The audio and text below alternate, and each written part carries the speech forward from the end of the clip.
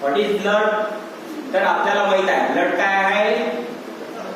तर blood is a fluid connective tissue. Blood is a fluid connective tissue which are essential for every cellular activity. आपल्या बॉडीमध्ये जे cellular activity होत आहे त्याच्यासाठी ब्लड हे आवश्यक आहे.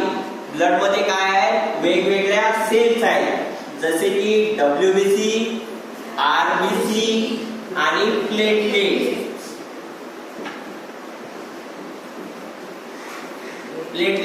तर ह्या काय आहेत, सेल्स आहेत ज्या की तुमच्या बॉडीमध्ये सर्क्युलेट होतात. मेल मध्ये जे ब्लड ची क्वांटिटी आहे ते 4 to 5 लिटर्स आहे.